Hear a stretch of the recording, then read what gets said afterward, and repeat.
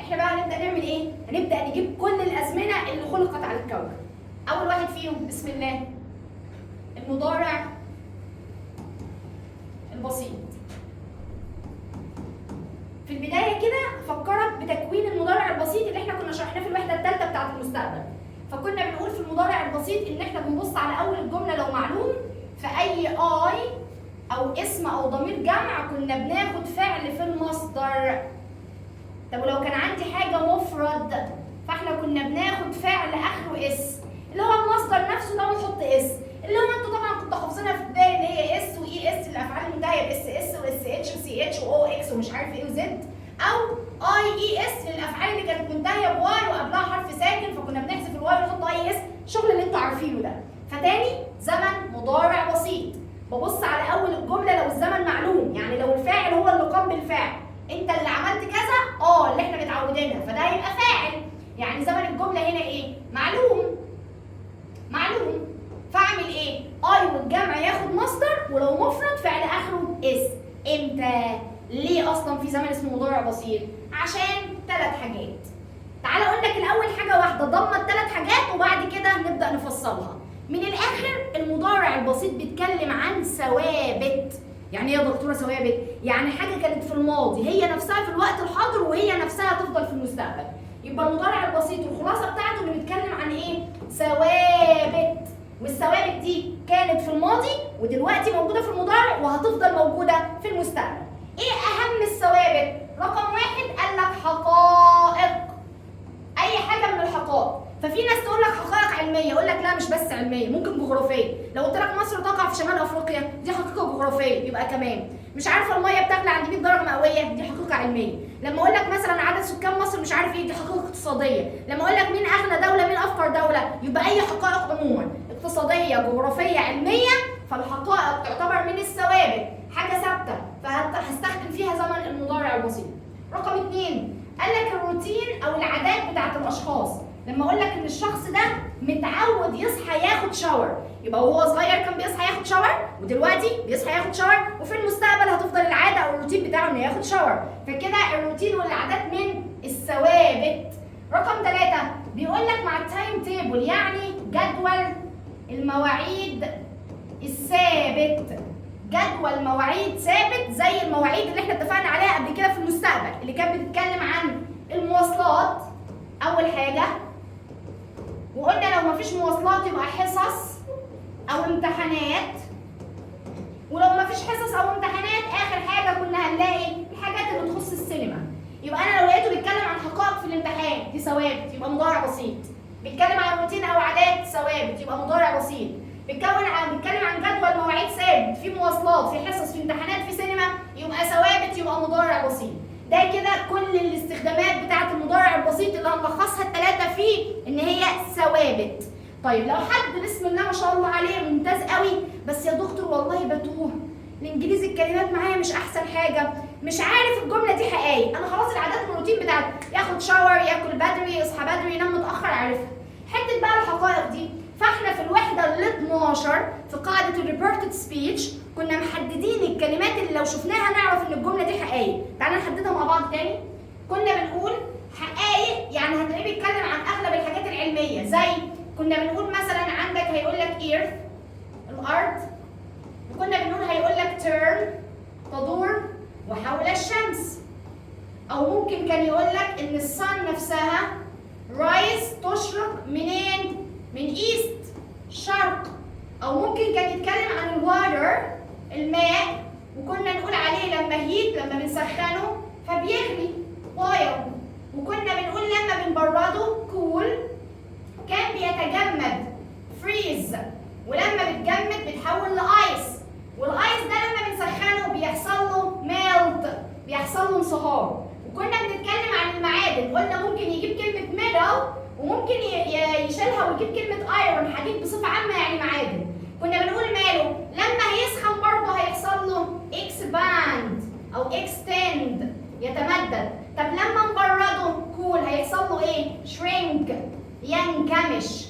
دي كلها جمل اللي هي الحقائق العلميه، زائد بقى طبعا حقائق الجغرافيه، الدوله الفلانيه تقع في المكان الفلاني، الحاجه الفلانيه تقع في المكان الفلاني. يبقى الكلمات دي لو شفتها اعرف ان دي ايه؟ دي حقائق، يعني ثوابت، يعني مضارع بسيط. روتين وعادات بتاعت الاشخاص. جداول المواعيد اعرفها منين؟ هلاقي مواصلات. زي ايه في المواصلات؟ زي انه يقول لي بلين طائره، او انه يقول لي ترين القطار. اشوفهم اعرف ان دي مواصلات تبع جدول المواعيد، تبع الثوابت، تبع المضارع البسيط. حصص، امتحانات، او السينما. كده انا خلاص الحمد لله عرفت تكوين الزمن في المعلوم. ان اول الجمله يبقى اي او اسم او ضمير جمع ياخد فعل في المصدر. طب ولو مفرد فعل اخره اس. امتى بقى اخد المصدر او الفعل اللي اخره اس؟ في الثوابت. الثوابت دي اللي هي عباره عن ايه؟ حقائق، روتين عادات، او جداول مواعيد ثابته. كده خلصنا المعلوم في المضارع البسيط. نيجي بقى للحاجه اللي هو عايزها في الوحده دي اللي هي المجهول. ايه بقى المجهول؟ تعالى على اسم الزمن، لاني متفقه معاكم قبل كده ان المجهول بيجي من اسم الزمن. فسموا الله ادي عمك المضارع البسيط. انا هعلمك كل زمن تجيب المجهول منه من اسمه. ادي كلمه ايه؟ بسيط. اتعلم معايا كده بقى. كلمه بسيط معناها ان انا معايا في الجمله فعل واحد فقط، مفيش غيره. والفعل الواحد فقط يجبرني اخد فعل من افعال بي. صح صح صح صح. تاني، الزمن اسمه مضارع بسيط. كلمه بسيط تخليك تاخد فعل واحد فقط. معروف ان الزمن فيه فعل واحد فقط. طب هل المضارع البسيط فعل واحد؟ يا مصدر يا اس. ايه تاني؟ الفعل الواحد يجبرك تاخد فعل من افعال بي. حلو. ايه كمان؟ فعل بي يكون حسب اسم الزمن. يعني ده الزمن اسمه مضارع، يبقى هناخد ام از ار. طيب هو انا دلوقتي في المجهول لما باجي اتكلم عن المجهول انا ببدا بمين؟ بنبدا بالمفعول.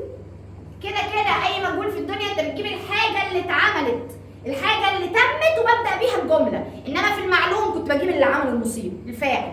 هنا هقول لك الحاجه اللي اتعملت اهو مفعول. ليه؟ لان انا في المعلوم بقول احمد حرق المصنع. المجهول المصنع اتحرق. احمد حرق المصنع، انا عارف مين اللي حرق، احمد، يبقى معلوم. المصنع اتحرق، مجهول طبعا. ارجع بقى، جبت المفعول اهو ده كبدايه. اعمل ايه بعد كده؟ بص يا معلم على التركيب اللي احنا عاملينها. هناخد فعل من افعال بي. فعل من افعال بي يبقى يا مفرد يا جمع. طيب ناخد افعال بي في المضارع ولا في الماضي؟ بص على الكلمه دي ايه؟ مضارع، يبقى المفرد از والجمع ار. كمل بعد بي في ايه؟ فعل واحد فقط. قال لك لما يبقى في فعل حطه في التصريف التاني. بس خلاص فركش يا معلم. شفت السهوله؟ تاني انا كده عرفت خلاص تكوينه واستفهامه واستخدامه. جيت في المجهول بدانا بمين؟ عمو المفعول، الحاجه اللي اتعملت. ثم بعد كده قسمته مفرد او جمع. اي مفعول في الدنيا قسمه مفرد او جمع. بعد كده اطلع على التركيبه اللي انت عاملها فوق. احنا قلنا كلمه بسيط معناها فعل ومعاك بي. هتاخد فعل من افعال بي ويكون زمنه مضارع. ثم انا معايا فعل واحد اروح حاطه في التصريف الايه؟ التالت. ادي اسمه قالوا تصريف تاني. فركش كده مجهول مضارع بسيط. تعالى ناخد جمله. يقول لك they build a school every year. الناس دي ما شاء الله عليها ربنا يزيدها ويبارك لها، كل سنه بتبني مدرسه. عاده او روتين، فهيبقى مضارع بسيط. يعني they دي اللي هي جمع هتاخد فعل فين؟ في المصدر. مضارع بسيط ده ولا مش مضارع بسيط؟ مضارع بسيط. طب تعالى نعمل الاختبار. هم ينفع يبنوا؟ يبقى هم فاعل، يبقى ده كده معلوم، ده كده خلاص. طب انا عايز بقى يا دكتور اقلبه مجهول، يعني اجيب الحاجه اللي هتتعمل. ايه اللي هيتعمل؟ المدرسه. سكول، المدرسه هي اللي هتتبني، ابدا بيها اهو. سكول. ارجع بقى للقاعده بتاعت المفعول، كنا بنقول لك نجيب المفعول نبدا بيه ثم نشوفه مفرد ولا جمع. طب سكول دي مفرد. حلو. تاني حاجه احنا حددنا ان الزمن مضارع بسيط اهو. فالمضارع البسيط قلنا هناخد فعل من افعال بي. فعل من افعال بي حسب المضارع ويكون مفرد، يبقى از. اسكول اهي از. تعالى كده اطلع. اسكول ما بقتش عايزها، وانا اديت فاعل مش عايز. مين اللي باقي؟ فعل واحد فقط. مش ده اللي احنا اتفقنا عليه؟ يبقى خدت فعل من افعال بي، بقى عندي فعل واحد فقط. اروح احطه في التصريف الايه؟ تالت. يبقى سكول از built. تبنى مدرسه. خلاص كده مش عايز بيت. مين اللي باقي؟ every year. كل سنه في مدرسه بتتبني. مين بيبنيها؟ مش عارفين والله. ده كده المجهول. مش عايزين نكتر في الامثله عشان بس الجرامر هيطول فالفيديو ما يطولش معاك، فما تتضايقش. لو ما ركزتش قوي في المضارع البسيط تعالى في اخوه،